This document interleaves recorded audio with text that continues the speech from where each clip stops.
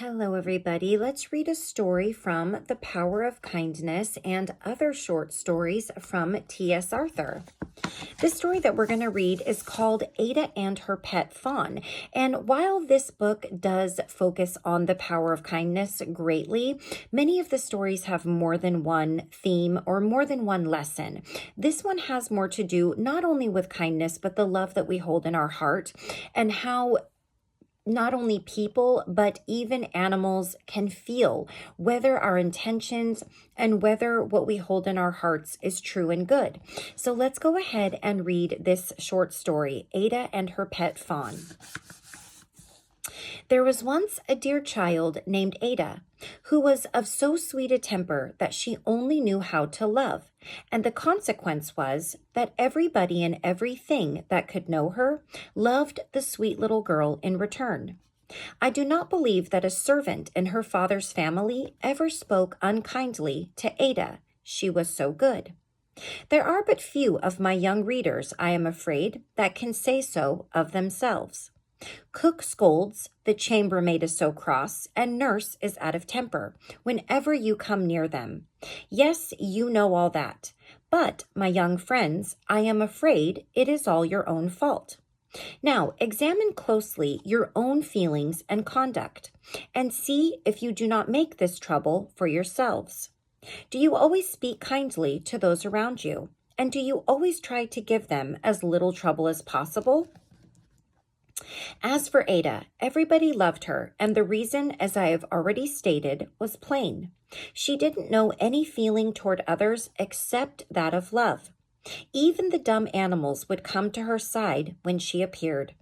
The cat would rub against her and purr as she sat in her little chair, and when she went out to play among the flowers, would run after her, just as you have seen a favorite dog run after his master.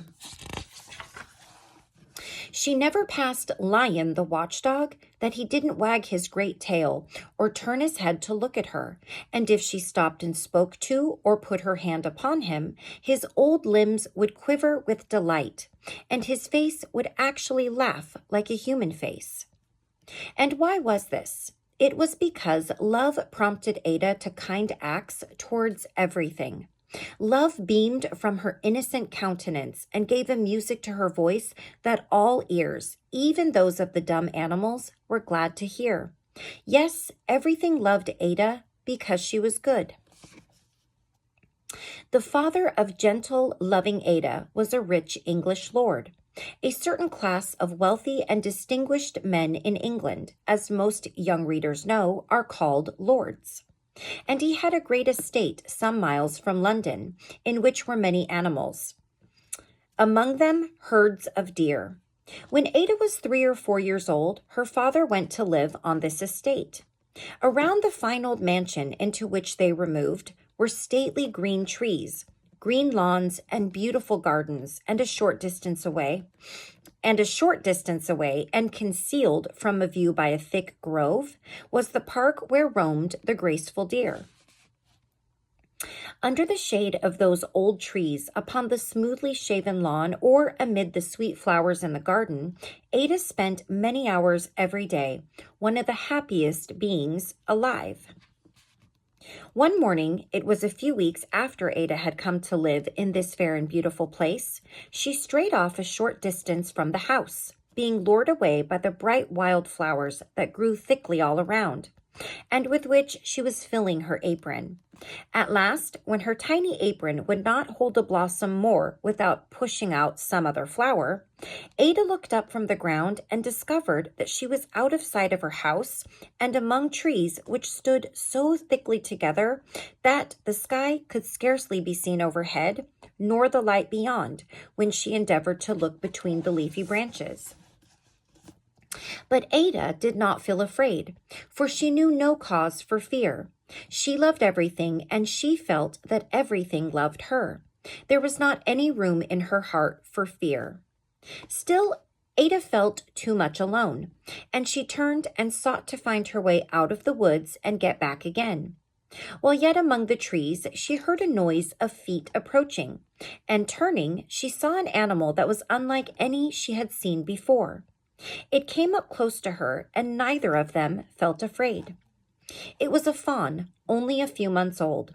The fawn looked into Ada's face with its dark, bright eyes, and when she spoke to it and laid her hand upon its head, the young creature pressed lovingly against the child.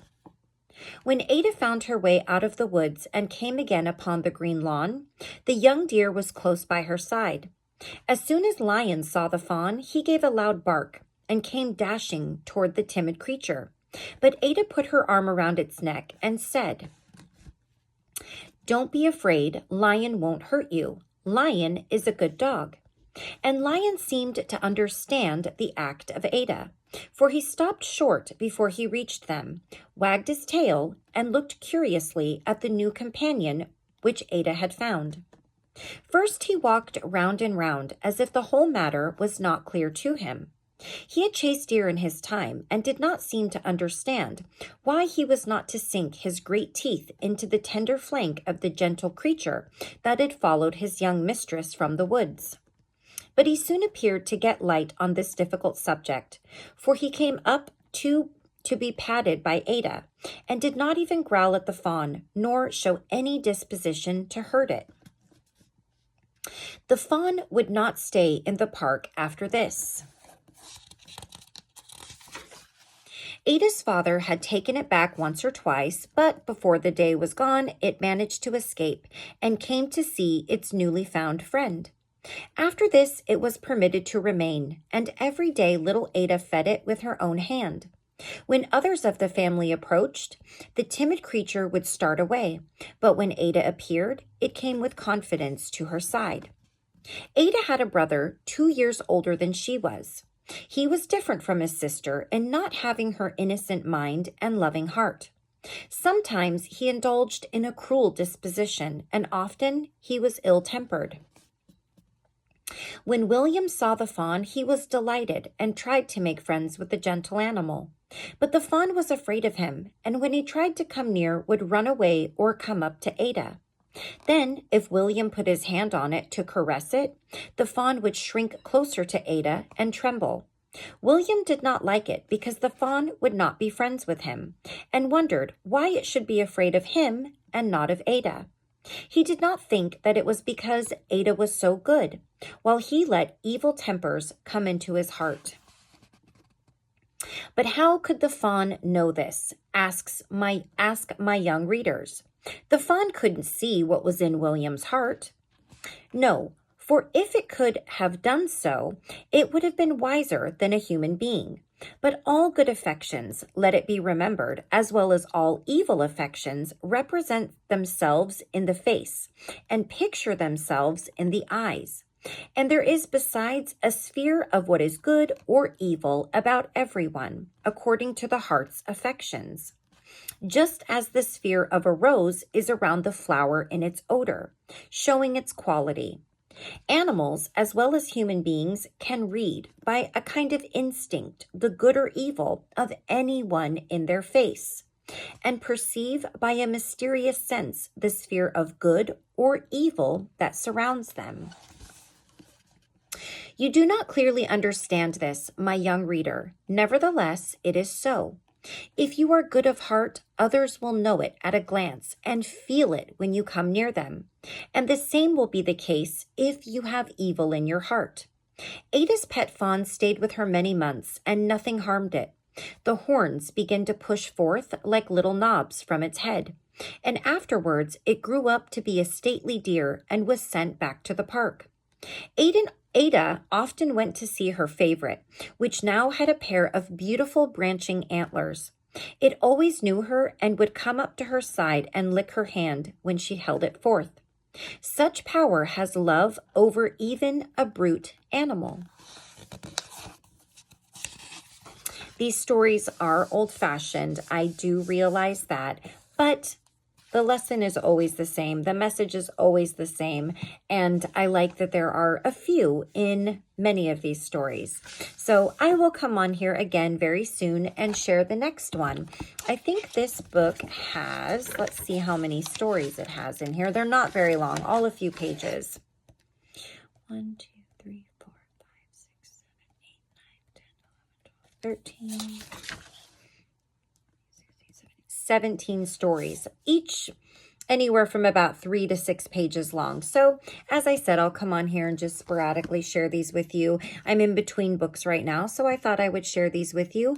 And very soon, I will post a short or a very short video just presenting the next book that we will be reading together. So until I see you again, take care of yourselves, take care of those around you.